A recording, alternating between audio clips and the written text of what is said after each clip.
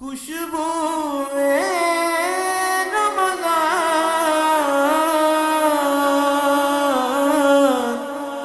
خوشبو رمضان۔ Welcome back ناظرین، میں ہوں آپ کی ہوسٹ عائشہ نواز اور آپ دیکھ رہے ہیں سٹی نیوز پر پروگرام خوشبو رمضان۔ روزے دار کا مقام اور مرتبہ بہت اعلیٰ ہے۔ ایک حدیث کا مفہوم پیش کروں گی کہ روزے دار کو دو خوشیاں حاصل ہوتی ہیں۔ روزے دار کو دو خوشیاں حاصل ہوتی ہیں، ایک تب جب وہ روزہ افطار کر رہا ہوتا ہے اور ایک تب جب وہ اللہ تعالیٰ سے ملاقات کرتا ہے، کہ مطلب روزے دار اللہ تعالیٰ کے روبرو پیش ہو کے اللہ تعالیٰ سے ملاقات کرتا ہے۔ تو آگے ہم چلتے ہیں سر کی طرف، مفتی سجاد احمد کی طرف۔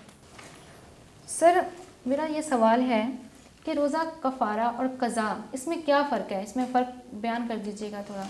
جی، روزہ رمضان کے روزے کے اندر بسا اوقات کچھ ایسی صورتیں پیش آ جاتی ہیں کہ جس کی وجہ سے روزہ ختم کرنا پڑ گیا، یا کوئی ایسی مجبوری شریعت کے اندر عذر لاحق ہوتا ہے، جیسے خواتین کے اندر بھی ہے کچھ ایسے مسائل۔ تو اس صورت میں روزے کے لیے جو قضا ہوتی ہے اس میں دو تفاصیل ہیں۔ ایک یہ کہ روزے کا صرف قضا کی جائے، اور دوسرے نمبر پر ہے روزے کا کفارہ بھی ساتھ دیا جائے۔ دو چیزیں۔ پہلے نمبر پر یہ سمجھ لیا جائے کہ اگر رمضان المبارک کا ایک روزہ بھی کسی نے چھوڑ دیا، ضائع کر دیا، ساری زندگی بھی وہ روزے رکھتا رہے تو رمضان المبارک کے ایک روزے کی قضا ادا نہیں ہو سکتی۔ یہ حق ہے رمضان کے روزے کا۔ لیکن بسا اوقات کچھ ایسی مجبوریاں یا صورتیں نکل آتی ہیں کہ جن کے اندر روزہ ختم ہو گیا تو اس صورت میں صرف روزے کی قضا آتی ہے، یعنی رمضان المبارک کے بعد کسی دن بھی اگر ایک روزہ ہے تو اس کی قضا ایک روزہ ہے، یا جتنے روزے اس کے رہ گئے اتنے روزے وہ مسلسل رکھ لے، یا اس میں کچھ وقفہ کر کے بھی رکھ لے۔ لیکن کوشش یہ کی جائے کہ جلد سے جلد ان روزوں کی قضا کر لے، اس لیے کہ یہ نہیں امید کہ زندگی میری آگے اتنی ہے بھی یا نہیں، میں اپنی قضا ادا کر لوں۔ اور کچھ صورتیں ایسی ہوتی ہیں کہ جن کے اندر جان بوجھ کر اگر روزہ توڑا گیا تو اس صورت میں روزے کی قضا تو آئے ہی گی، لیکن قضا کے ساتھ ساتھ اس کو کفارہ بھی ادا کرنا پڑے گا۔ اور اس کفارے کے اندر تین چیزیں ہیں کہ پہلے تو یہ ہوتا تھا کہ غلام آزاد کرنا پڑتا تھا، ایک غلام آزاد کرنا یہ روزے کا کفارہ تھا۔ چونکہ آج کل غلام موجود نہیں ہے تو اس صورت میں دوسری صورت یہ ہے کہ وہ 60 روزے لگاتار رکھے متتابعین۔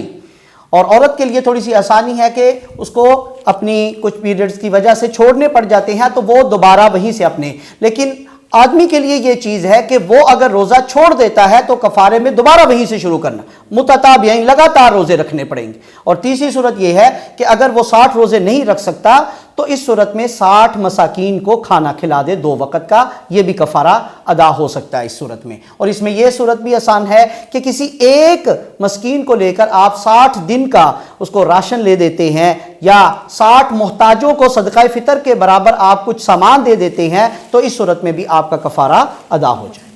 علامہ صاحب، موجودہ جو اس وقت اپنا میں کوشچن کروں گا جو صورتحال ہے، جی جی ٹھیک ہے، مہنگائی چونکہ اپنے جیسے رمضان المبارک کی آمد ہوتی ہے، مہنگائی اتنی زور و شور سے بڑھنا شروع ہو جاتی ہے۔ یہ ہمارا ایک پبلکلی کویسچن ہے۔ جی جی تو اس میں آپ کیا کہیں گے کہ کیا یہ حکمرانوں کی کمزوری ہے یا پبلک کا یہ قصور ہے؟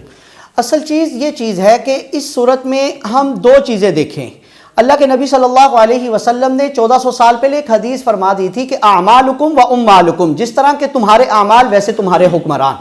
ہماری شامت اعمال ہے کہ ہمارے حکمران بھی ہمیں ویسے آتے ہیں۔ ہم ان کے اوپر تو یہ اعتراض اٹھا دیتے ہیں کہ یہ مہنگائی کو کنٹرول نہیں کر رہے، لیکن ہم اپنا آپ نہیں دیکھتے، اپنا محاسبہ نہیں کرتے کہ ہمارے اندر کتنی کمزوری۔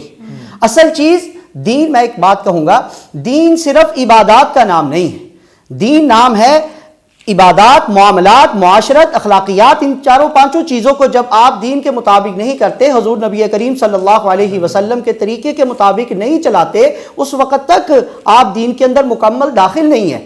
قرآن کے اندر دوسرے پارے میں ایک آیت ہے، فرمایا یا ایھا الذین آمنوا ادخلوا فی السلم کافہ، اے ایمان والو داخل ہو جاؤ پورے کے پورے اسلام کے اندر۔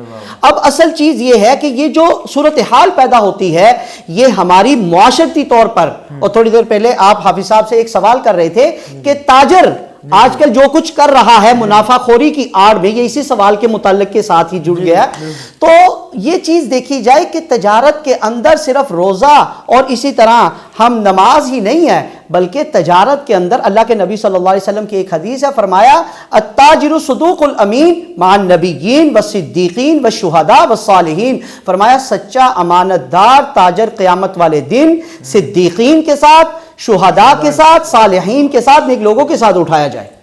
تو آج اگر یہ کچھ ہو رہا ہے، اس کا نوٹس حکمرانوں کو تو جو لینا چاہیے، ہم خود بھی دیکھیں کہ ہم ایک دوسرے کے لیے آسانی والا راستہ نکالیں، ہم ایک دوسرے کے لیے راحت والا نکالیں، ہم ایک دوسرے کے لیے مشکلات پیدا نہ کریں بلکہ آسانی والا۔ میرے نبی صلی اللہ علیہ وسلم نے ایک حدیث میں، بخاری کے الفاظ تھے، 4 جملے بڑے زبردست، اور یہ نصیحت تھی حضرت معاذ بن جبل رضی اللہ تعالی عنہم کو جب وہ یمن کی طرف گورنر بنا کر بھیجا جا رہا تھا۔ سرکار دو عالم صلی اللہ علیہ وسلم نے فرمایا، اے معاذ یسرا ولا تعسرا بشرا ولا تنفرا، کہ اے معاذ آسانی پھیلانا، مشکلات پیدا نہ کرنا، خوشخبری سنانا، نفرت نہ پھیلانا۔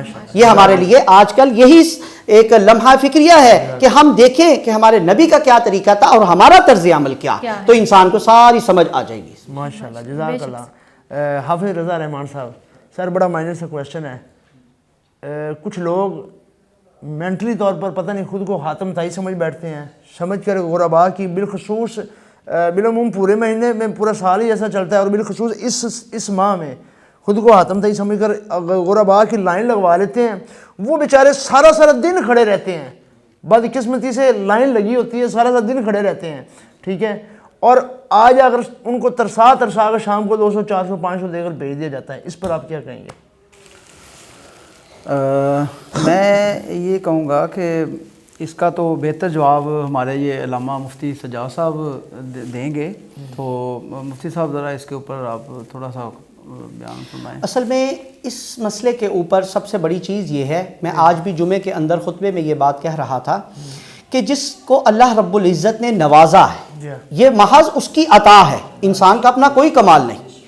تو جب اللہ رب العزت نے نوازا ہے تو وہ آگے اگر کسی کو دے رہا ہے تو وہ اپنا کمال نہ سمجھے بلکہ محض اس کا فضل سمجھے، اس نے دیا ہے تو وہ اس میں سے خرچ کر رہا ہے۔ ہمارا مسئلہ یہ ہے کہ جیسے آپ سوال میں پوچھ رہے ہیں، اتنی لمبی لائن لگوائی ہوتی ہے، یا بس اوقات ایک خاتون کو کھڑا ہوتا ہے، 25 آدمی تصویر بنا رہے ہوتے ہیں، ایک آٹے کا تھیلا پکڑا ہوتا ہے۔ بات یہ ہے کہ دیکھیں اللہ کے نبی صلی اللہ علیہ وسلم فرمایا، ریاکاری، نمود و نمائش اور دکھلاوا جو ہے یہ درست عمل نہیں۔ آپ ایک حدیث میں فرمایا، الید العلیٰ خیر من الید السفلیٰ، کہ دینے والا ہاتھ بہتر ہے لینے والے ہاتھ سے۔ کئی محدثین نے اس کا ترجمہ یہ کہ ایک ہاتھ سے صدقہ کرو دوسرے کو پتہ بھی نہ چلے۔ اور بعض یہ چیز دیکھیں کہ ایک حدیث میں فرمایا، اخلاص کے ساتھ اگر ایک کھجور بھی آپ نے اللہ کے راستے میں صدقہ کی، اللہ اس کا اجر احد پہاڑ سے زیادہ بڑھا دے۔ اور اگر نمود و نمائش اور دکھلاوے کی غرض سے احد پہاڑ کے برابر سونا بھی خرچ کر دیا، وہ آپ کے لیے وبال کا باعث ہے، اس سے کچھ نہیں آپ کو۔ سبحان اللہ، خلوص نیت کے ساتھ ایک کھجور بھی آپ کے کام آ سکتی ہے۔ دکھلاوے کا چاہے احد پہاڑ کے برابر بھی کچھ ہو تو وہ کام نہیں آ سکتا۔ آئیے چلتے ہیں، محمد آصف سیالوی صاحب کوئی خوبصورت سا کلام سنائیں حضور علیہ السلام کی بارے میں۔ معجزات نبوی کے حوالہ سے کلام جی بسم اللہ، بسم اللہ۔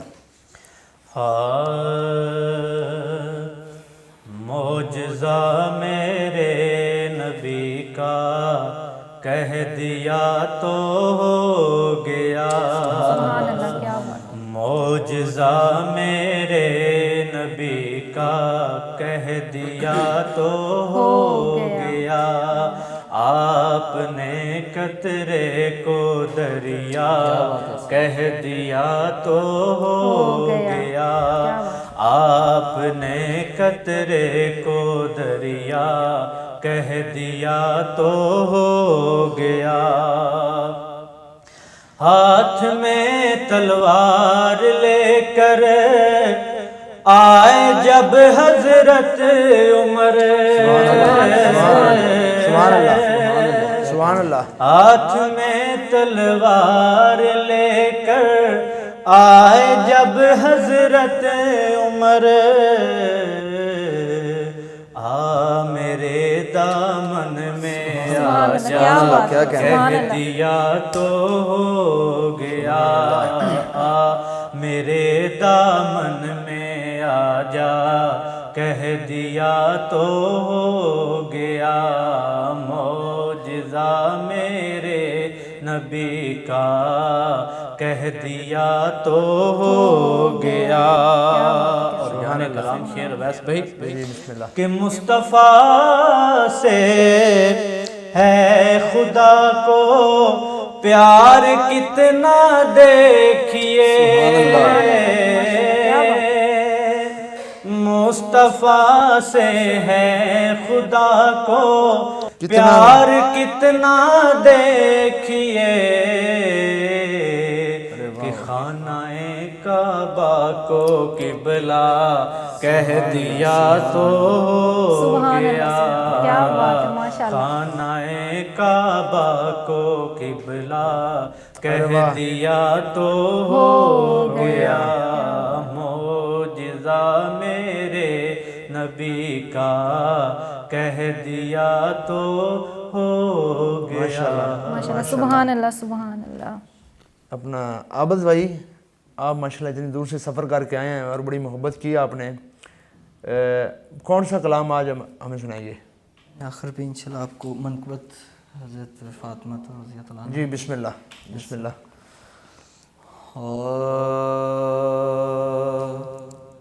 کہ آپ بڑی سخی ہے فاطمہ, محسن علی ہے فاطمہ, کہ آپ بڑی سخی ہے فاطمہ,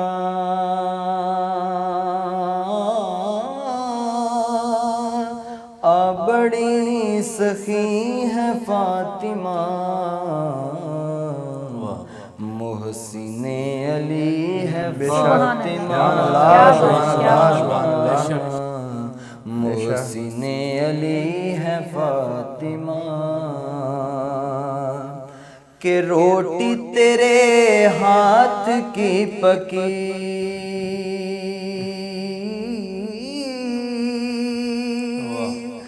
فاطمہ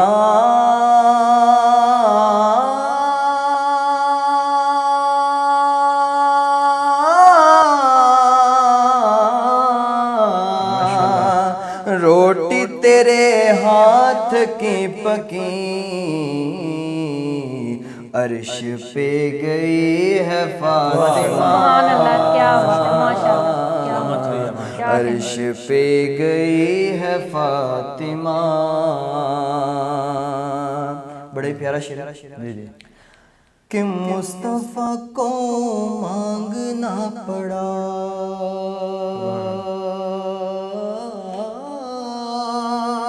ماشاءاللہ, ماشاءاللہ. مصطفیٰ کو مانگنا پڑا, پھر کہیں ملی ہے فاطمہ, سبحان اللہ, کیا بات ہے, سبحان اللہ. پھر کہیں ملی ہے فاطمہ, ماشاءاللہ. کہ لاڈ میں سکینہ کہتی تھی,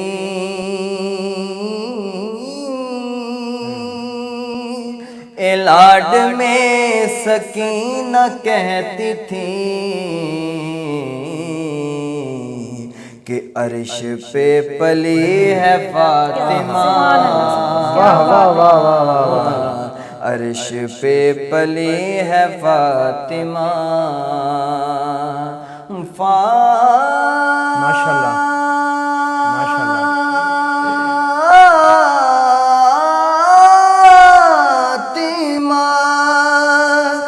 سیدہ طاہرہ,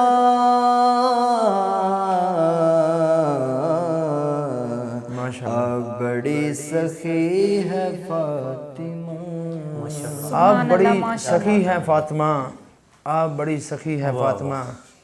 کوئی شک نہیں, یہ گھرانہ جس کی اللہ رب العزت نے شان وراء الورا بنائی ہوئی ہے, اللہ رب العزت کا بے پناہ شکر, بے پناہ کرم کہ ہمیں ان ہستیوں کے ساتھ وابستہ کر دیا, ان ہستیوں کے ساتھ وابستہ کر دیا کہ جنہوں نے 6 ماہ کا بچہ بھی قربان کر دیا,